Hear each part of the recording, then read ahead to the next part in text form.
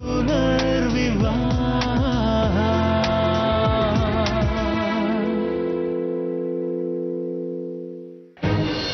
ಬದುಕಿದ್ರು ನಾಚಿಕೆ ಇಲ್ಲದೆ ಇನ್ನೊಂದು ಮದುವೆ ಆಗಿದ್ದಾಳೆ ಅವಳು. ಇವ್ರು ಹೇಳ್ತಾ ಇರೋದು ನಿಜ. ಅಪ್ಪ ಶಶಿ, ನಡಿ ಹೋಗೋಣ. ಇವಳು ಬರೋದಿಲ್ಲ ನಮ್ಮ ಜೊತೆ. ಮನೆ ಹೋಗಿ ಏನ್ ಮಾಡ್ಬೇಕು ಅನ್ನೋದನ್ನ ಯೋಚನೆ ಮಾಡೋಣ. ನೀನು ಮನೆ ಬಿಟ್ಟು ಹೋಗ್ಬೋದು. ಇನ್ನೀ ಮನೆ ಋಣ ಮುಗೀತು ನಮ್ಗೆ. ನಡೀರಿ ಹೋಗೋಣ.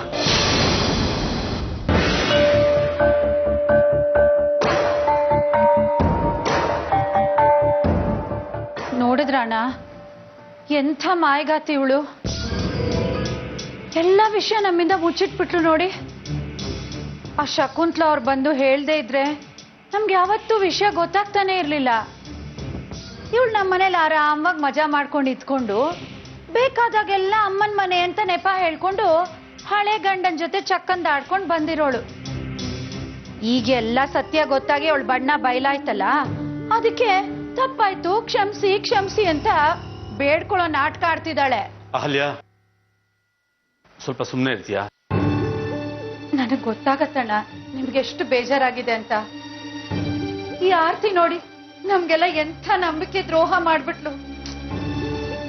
ಅಹಲ್ಯ, ನೀನ್ ಸ್ವಲ್ಪ ಸುಮ್ಮನೆ ಇರ್ತೀಯಾ? ಉರಿತಾ ಇರೋ ಬೆಂಕಿ ತುಪ್ಪ ಸುರಿಬೇಡ. ನೀನೊಬ್ಳು ಸುಮ್ಮನೆ ಇದ್ರೆ ಮನೇಲಿ ಎಲ್ಲಾರು ಶಾಂತವಾಗಿರ್ತಾರೆ.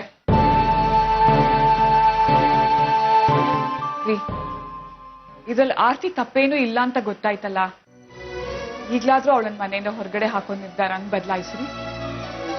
ಗಾಯತ್ರಿ, ನಿನ್ಗಾಗ್ಲೇ ಹೇಳಿದ್ದೀನಿ, ಈ ವಿಷಯದಲ್ಲಿ ನಿನ್ ತಲೆ ಹಾಕ್ಬೇಡ ಅಂತ. ಸ್ವಲ್ಪ ಯೋಚನೆ ಮಾಡಿ. ಆರ್ತಿನ ಇವಾಗ ಮನೆಯಿಂದ ಹೊರಗಡೆ ಕಳ್ಸಿದ್ರೆ ಜೊತೆಲಿ ನಮ್ ಸೂರ್ಯನೂ ಹೋಗ್ತಾನೆ. ಆರ್ತಿ ನಮ್ಮ ಮನೆ ಸೊಸೆ, ಅವಳು ನಮ್ ಸೂರ್ಯನ್ ಮಗು ತಾಯಿ ಆಗ್ತಿದ್ದಾಳೆ. ಇಂಥ ಸಮಯದಲ್ಲಿ ನಾವು ಆರ್ತಿನ ಮನೆಯಿಂದ ಹೊರಗಡೆ ಹಾಕಿದ್ರೆ ನೋಡಿದ ಜನ ನಗಲ್ವಾ? ನಮ್ಮ ಮರ್ಯಾದೆನೇ ಅಲ್ವಾ ಹೋಗೋದು?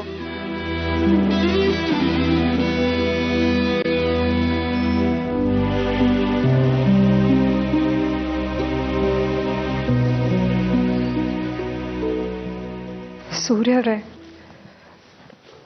ನೀವು ಅಪ್ಪ ಅಮ್ಮನ ಮನಸ್ಸನ್ನ ನೋಯಿಸ್ತಾ ಇದ್ದೀರಾ. ತಪ್ಪು ಮಾಡಿರೋದು ನಾನು, ಶಿಕ್ಷೆ ಅನುಭವಿಸ್ಬೇಕಾದಳು ನಾನೇ. ನನಗೋಸ್ಕರ ನೀವು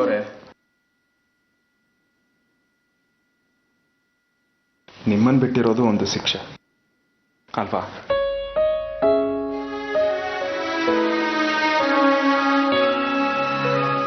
ಈ ಮನೆ ಬಿಡಬೇಕು, ಅಪ್ಪ ಅಮ್ಮನ ಮನ್ಸು ನೋಯಿಸ್ತಾ ಇದ್ದೀನಿ ಅಂತ ನನಗೂ ದುಃಖ ಆಗ್ತಿದೆ. ಆದ್ರೆ ಇಂಥ ಸ್ಥಿತಿಲಿ ನಿಮ್ಮನ್ನ ಕೈ ಬಿಟ್ರೆ ಅದಕ್ಕಿಂತ ಹೆಚ್ಚು ದುಃಖ ಆಗುತ್ತೆ ನನಗೆ. ಜನ್ಮ ಕೊಟ್ಟ ಸಂಬಂಧ ಜೀವಕ್ಕಿಂತ ಹೆಚ್ಚು ಅಂತ ನನಗೂ ಗೊತ್ತು ಆರ್ತಿಯವ್ರೆ. ಆದ್ರೆ ನಮ್ಮ ಸಂಬಂಧದ ಬಗ್ಗೆನೂ ಕೆಲವು ಜವಾಬ್ದಾರಿಗಳಿದೆ ನನಗೆ. ಅದನ್ನ ಮರೆಯೋಕೆ ಹೇಗೆ ಸಾಧ್ಯ?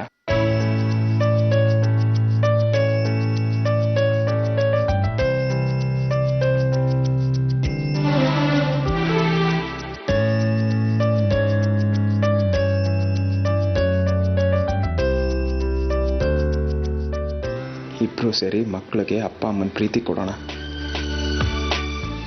ಏನೇ ಆದ್ರೂ ನೀವು ನನ್ನ ಜೊತೆಗೆ ಇರ್ತೀನಿ ಅಂತ ನನಗೆ ಮಾತು ಕೊಡಿ, ಅಷ್ಟು ಸಾಕು.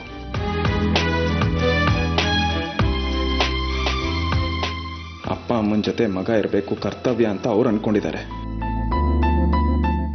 ಆದ್ರೆ ಒಬ್ಬ ಗಂಡಸಾಗಿ ಹೆಂಡತಿ ಮಕ್ಕಳ ಜವಾಬ್ದಾರಿನೂ ಅಷ್ಟೇ ಮುಖ್ಯ ಅಂತ ಅವ್ರಿಗೂ ಅರ್ಥ ಆಗುತ್ತೆ. ಆ ಆರ್ತಿನ ಖಂಡಿತ ಮತ್ತೆ ಮನೆಗೆ ಸೇರಿಸ್ಕೋಬೇಡಿ ಅಣ್ಣ. ಗತಿಗೆಟ್ಟು ಮನೆಯಿಂದ ಬಂದೋಳವಳು. ನಮ್ಮನೆ ಆಸ್ತಿ ಅಂತಸ್ತು ಎಲ್ಲ ನೋಡಿ ಸೊಕ್ಕು ಹೋಗಿದ್ದಾಳೆ. ಇಷ್ಟೆಲ್ಲ ಆದ್ಮೇಲೆ ಅವಳು ಸುಮ್ಮನೆ ಇರ್ತಾಳೆ ಹೇಳಿ? ನಾವು ತಿನ್ನೋ ಅನ್ನದಲ್ಲಿ ವಿಷ ಗಿಷ ಬೆರೆಸ್ಕೊಟ್ಬಿಟ್ರೆ ಆಮೇಲೆ ಏನ್ ಗತಿ? ಅಹಲ್ಯ, ಆರ್ತಿ ಮನೆಗೆ ಬಂದಾಗಿಂದ ಅವಳ ಮೇಲೆ ವಿಷ ಕಾಡ್ತಾ ಇರೋದು ನೀನು.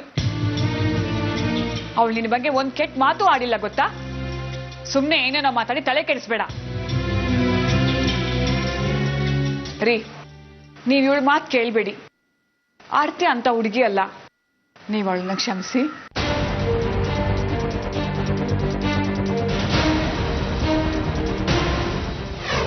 ನನಗೆ ನಿಮ್ಮ ಬಗ್ಗೆ ನಿಜ ಗೊತ್ತಾದಾಗ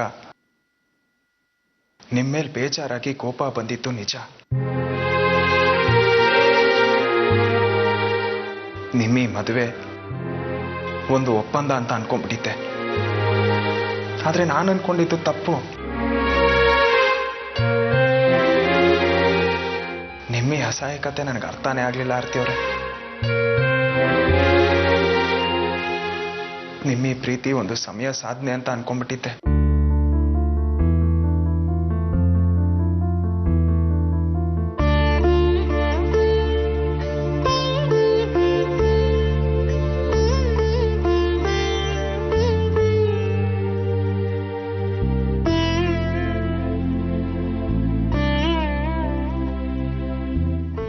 ಇನ್ಮೇಲೆ ಈ ಕಣ್ಣಲ್ಲಿ ನನ್ನನ್ನು ಬಿಟ್ಟು ಬೇರೆ ಯಾರಿಗೂ ಜಾಗ ಇರಬಾರ್ದು, ಕಣ್ಣೀರಿಗೂ ಸಹ.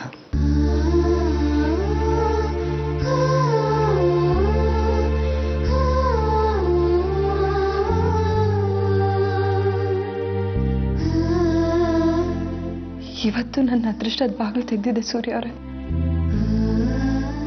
ನನ್ನ ಪ್ರೀತಿಸಿದವರು ನನ್ನ ಅಸಹಾಯಕತೆನ ಅರ್ಥ ಮಾಡಿಕೊಂಡು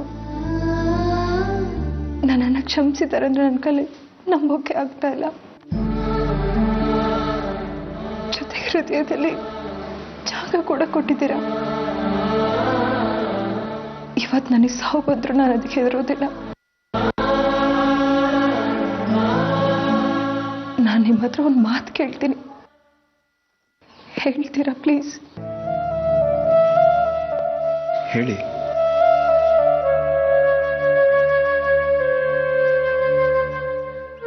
ಇವತ್ತಿನವರೆಗೂ ನಿಮ್ಮ ಕಣ್ಣು ಹೃದಯದಲ್ಲಿ ಮುಚ್ಚಿಟ್ಟಿರೋ ಆ 3 ಶಬ್ದನ ನಿಮ್ಮ ಬಾಯಿಂದನೇ ಹೇಳ್ತೀರಾ please?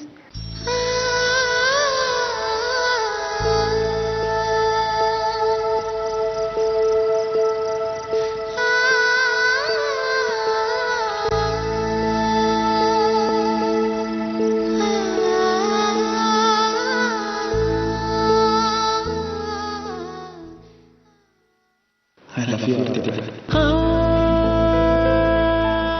I love you, Article. I love you, Article.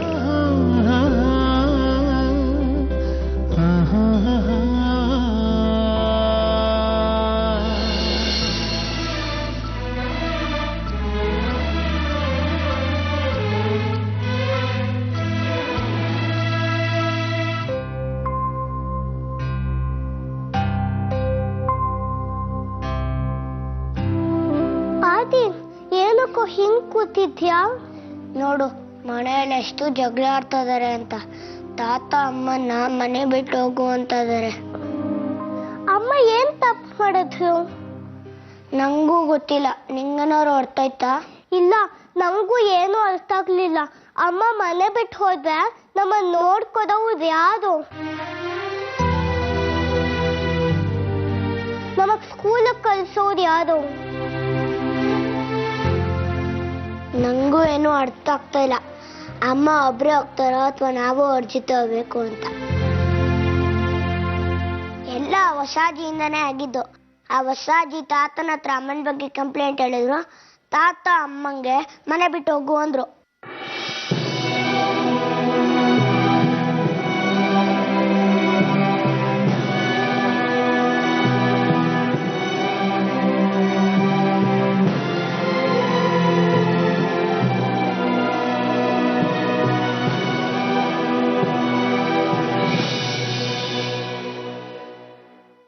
ಆದಿ, ಸಾಕ್ಷಿ, ಬನ್ನಿ ಹೋಗೋಣ.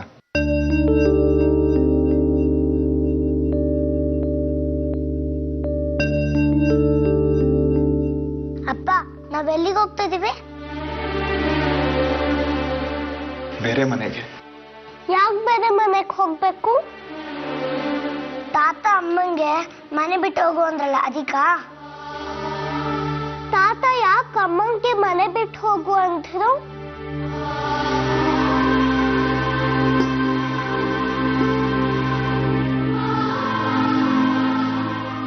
ಆದಿ, ಸಾಕ್ಷಿ, ನಾವು 4 ಜನ ಹಳ್ಳಿ ಮನೆಗೆ ಹೋಗಿದ್ವಲ್ಲ, ಅವಾಗ ಎಷ್ಟು ಮಜಾ ಇತ್ತು ಅಲ್ವಾ? ಹ? ಅದಕ್ಕೆ ಈ ಸತಿ ಇದೇ ಊರಲ್ಲೇ ಬೇರೆ ಮನೆಗೆ ಹೋಗೋಣ, ಅಲ್ಲಿ ತುಂಬಾ ಮಜಾ ಮಾಡೋಣ.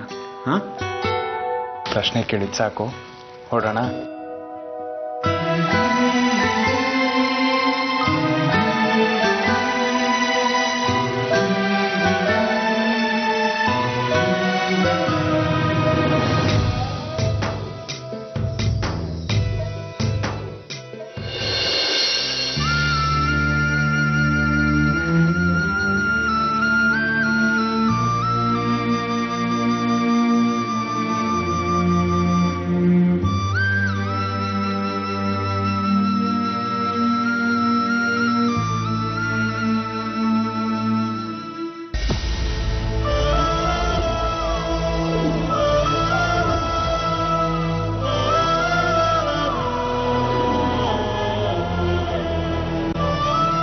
ಅಮ್ಮ,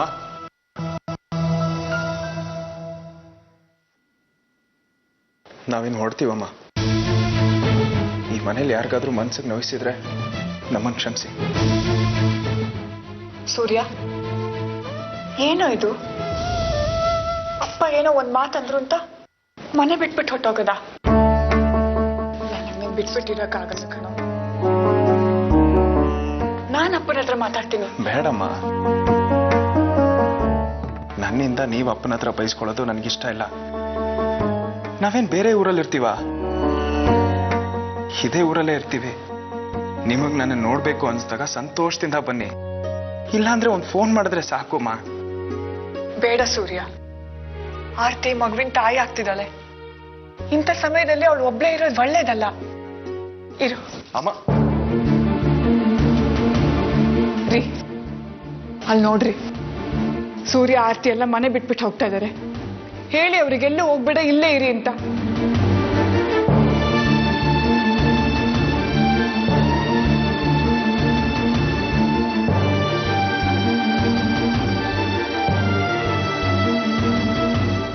ಸೂರ್ಯ, ಬೇಡ ಕಣೋ, ನೀನ್ ಈ ಮನೆ ಬಿಟ್ಬಿಟ್ಟು ಹೋಗ್ಬೇಡ, ಇಲ್ಲೇ ಇರು ಸೂರ್ಯ.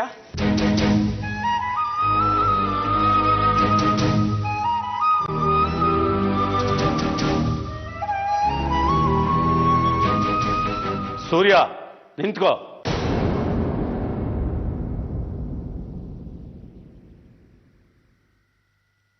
ನೀವು ಮನೆ ಬಿಟ್ಟು ಹೋಗೋದು ಬೇಕಾಗಿಲ್ಲ, ಇಲ್ಲೇ ಇರಿ.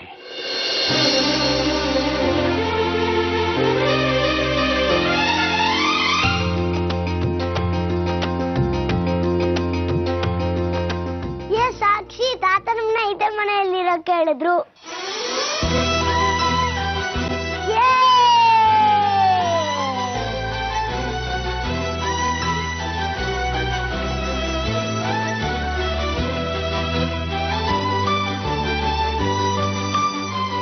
ಮನೇಲೇ ಇರಿ ಅಂದ್ರೆ ಮೊದಲ ತರ ಅಲ್ಲ.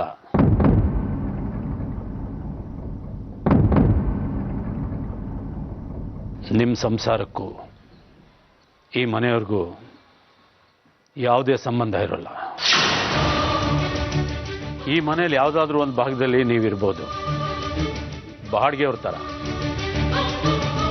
ನಿಮ್ಮ ಊಟ ತಿಂಡಿ ವ್ಯವಸ್ಥೆ ನೀವೇ ಮಾಡ್ಕೋಬೇಕು. ಇದಕ್ಕೆ ಒಪ್ಪಿಗೆ ಇದ್ರೆ ನೀವಿರ್ಬೋದು. ರೀ,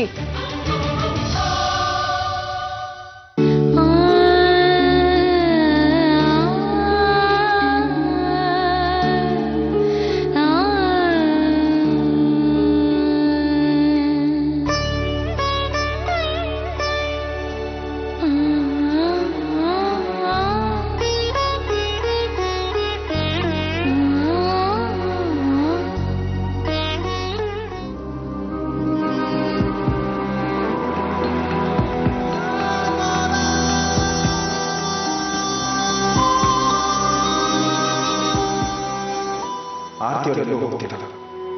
ಅವ್ರ ಮನೆ ಸೊಸೆ ಇದೇ ಮನೆಯಲ್ಲಿ ನನ್ನ ಜೊತೆ ಇರ್ತಾರೆ.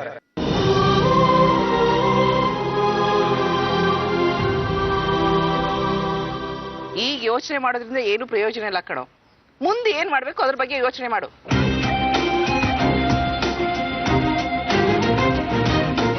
ನನಗೆ ಒಂದೇ ಒಂದು ಅವಕಾಶ ಕೊಡಿ.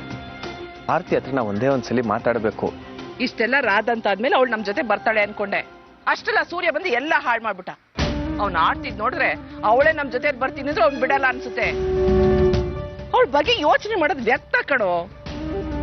ಇಷ್ಟ ದಿನ ಅವ್ಳ ತಲೆ ಕಂಡ್ರೆ ಆಗ್ತಿರ್ಲಿಲ್ಲ ಅವನ್ಗೆ. ಈಗೇನು ಇದ್ದಕ್ಕಿದ್ದಾಗೆ ಪ್ರೀತಿ ಉಕ್ಕಿ ಹರಿಹಿಟ್ಟಿದೆ. ಕಷ್ಟದಲ್ಲಿ ಯಾರ ಜೊತೆಲಿ ಇರ್ತಾರೋ ಅವರೇ ನಿಜವಾದ ಸಂಗಾತಿ.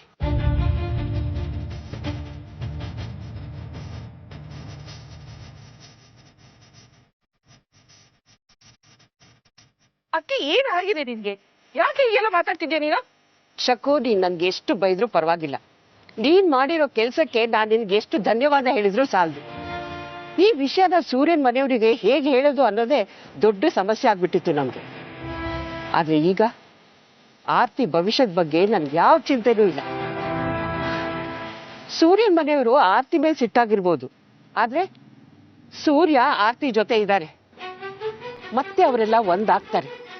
ಅವ್ರ ಮನ್ಸನ್ನ ಗೆದ್ದೇ ಗೆಲ್ತಾರೆ. ಒಡೆದು ಹೋಗಿರೋ ಸಂಸಾರ ಮತ್ತೆ ಒಂದಾಗುತ್ತೆ ಅನ್ನೋ ನಂಬಿಕೆ ನನಗಿದೆ. ಈಗ ನಿನ್ಗೆ ಅರ್ಥ ಆಗಿರ್ಬೇಕಲ್ವಾ ಶಶಾಂಕ್? ಆರ್ತಿ ನಿನ್ಗೆ ಯಾವತ್ತೂ ಸಿಗಲ್ಲ. ಮುಂದೆ ಏನ್ ಮಾಡ್ಬೇಕು, ನಿನ್ ಭವಿಷ್ಯದ ಬಗ್ಗೆ ಯೋಚನೆ ಮಾಡು. ಆರ್ತಿ ವಿಷಯನ ಬಿಟ್ಬಿಡು. ಎಂತ ಮಾತಾಡ್ತೀಯಮ್ಮ ನೀನು? ನಿನ್ ಮಗನ್ ಸಂತೋಷದ ಬಗ್ಗೆ ನಿನ್ಗೊಂಚೂರು ಯೋಚನೆನೇ ಇಲ್ವಾ? ನನ್ನ ಹೆಂಡತಿ, ನನ್ನ ಮಗ ನನ್ನ ಜೊತೆಗಿದ್ರೆ ಅಲ್ವಾ ನಾನ್ ಸಂತೋಷವಾಗಿರಕ್ ಸಾಧ್ಯ. ಆದ್ರೆ ಆರ್ತಿ ಯಾವತ್ತೂ ನಿನಗ್ ಸಿಗ್ಬಾರ್ದು ಅಂತ ಆ ದೇವ್ರಲ್ಲಿ ನಾನ್ ಬೇಡ್ಕೋತೀನಿ ಕಣ. ನೀನ್ ಅವಳ ಜೊತೆ ಸಂತೋಷವಾಗೇ ಇರ್ತೀಯ, ಆದ್ರೆ ನೀನ್ ಮತ್ತೆ ಅವಳಿಗೆ ಮೋಸ ಮಾಡೋಲ್ಲ ಅನ್ನೋ ಭರವಸೆ ನನ್ಗಿಲ್ಲ ಕಣ. ನಿನಗೂ ಸಂಸಾರ ಮಾಡ್ಬೇಕು ಅಂತ ಅನಿಸ್ತಾ ಇದೆ ಅಲ್ವಾ? ಮುಂದಿನ ಜೀವನ ಒಂಟಿಯಾಗಿ ಕಳಿಯೋದು ಕಷ್ಟನೇ. ಒಂದ್ ಕೆಲ್ಸ ಮಾಡು, ನೀನ್ ಆ ಹುಡುಗಿ ಜೊತೆಲಿ ಇದೆಯಲ್ವಾ, ಅವಳನ್ನ ಕರ್ಕೊಂಡ್ ಬಂದು ಮತ್ತೆ ಅವಳ ಜೊತೆ ಸಂಸಾರ ಮಾಡು.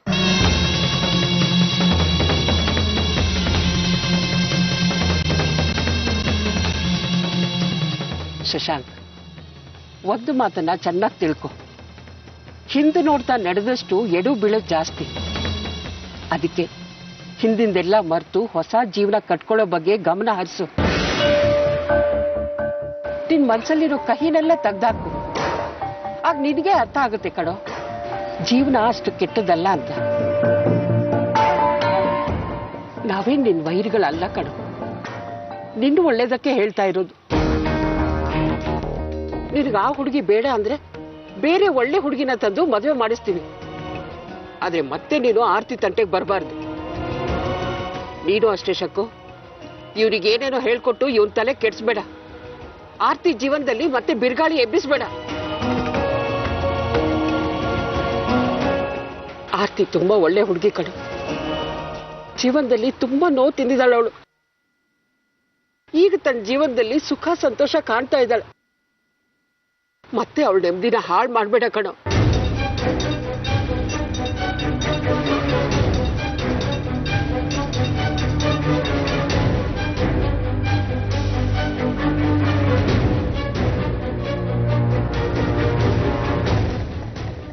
ನಿಮ್ಮ ಅಮ್ಮನ ಮಾತಿಗೆ ಮರಳಾಗ್ಬೇಡ ಶಶು. ನಿನ್ ಮೇಲ್ ಕಿಂಚಿತ್ತಾದ್ರೂ ಪ್ರೀತಿ ಇದ್ದಿದ್ರೆ ಹೀಗೆ ಆರ್ತಿಗೆ ಇನ್ನೊಬ್ಬನ ಮದುವೆ ಮಾಡಿ ಸಾಗಾಗ್ತಿರ್ಲಿಲ್ಲ. ನೀನ್ ಬರೋವರೆಗೂ ಅವಳನ್ನ ಕಟ್ ಹಾಕ್ತಿದ್ರು. ಆಗ ಅಧಿಕಾರಕ್ಕೋಸ್ಕರ ಇನ್ನೊಬ್ಬರ ಮುಂದೆ ಹೀಗೆ ಕೈ ಚಾಚ್ಬೇಕು ನೀನು. ಶಶಾಂಕ್ ತಪ್ಪು ಮಾಡಿದಾನೆ ನಿಜ, ಆದ್ರೆ ಕಂಡೋರ್ ಮನೆಗೆ ಬೆಂಕಿ ಇಟ್ಟು ಆ ಬೆಂಕಿಯಲ್ಲಿ ಅನ್ನ ಬೇಯಿಸ್ಕೊಂಡು ತಿನ್ನಲ್ಲ ಇವನು. ನಾನು ಹೇಳಿದ್ ಸರಿ ಅಲ್ವಾ ಶಶಾಂಕ್?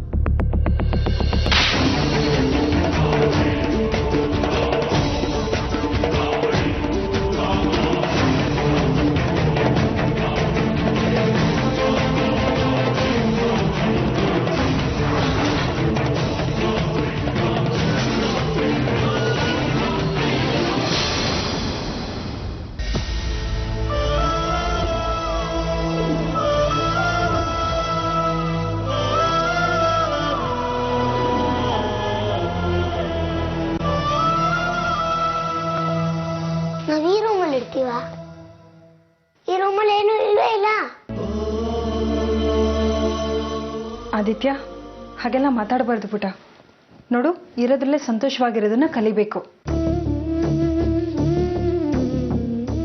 ನಾನು ಸಾಕ್ಷಿ ಓದೋದಲ್ಲಿ ಇಲ್ಲೇ ಮಂಚದ ಮೇಲೆ. ಮತ್ತೆ ಮಲ್ಕೊಳ್ಳೋದು ಓದ್ ಮುಗಿದ್ಮೇಲೆ. ಓ ಮತ್ತೆ ಆಟಾಡೋದು ಲಾನ್ ನಲ್ಲಿ. ಮನೆ ಹೊರಗಡೆ ಆಟಾಡೋಂಗಿಲ್ವಾ? ಈ ರೂಮ್ ನಲ್ಲಿ ಆಟ ಆಡ್ಬೋದು.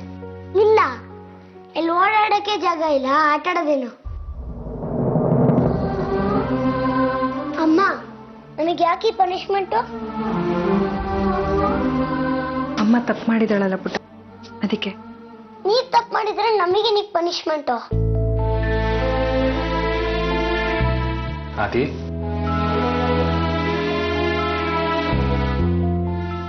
ಈಗ ನಿನ್ ಸ್ಕೂಲಲ್ಲಿ ಕಡಿಮೆ ಮಾರ್ಕ್ಸ್ ತಗೊಂಡಿರ್ತೀಯ, ಅದಕ್ಕೆ ಟೀಚರು ಅಮ್ಮನ್ನೇ ತಾನೇ ಕರೆದು ಬೈಯೋದು. ಅವ್ರನ್ನೇ ಬೈತಾರೆ. ಇದು ಹಾಗೇನೆ, ನಾವೆಲ್ಲ ಒಂದೇ ಫ್ಯಾಮಿಲಿ. ಅಂದ್ರೆ ಸಾಕ್ಷಿ, ಅಮ್ಮ, ನಾನು, ನೀವು. ಕರೆಕ್ಟ್. ಮತ್ತೆ ಭಾಸ್ಕರ್ ಅಂಕಲು ತಾತಾಜಿ ಬೇರೆನಾ?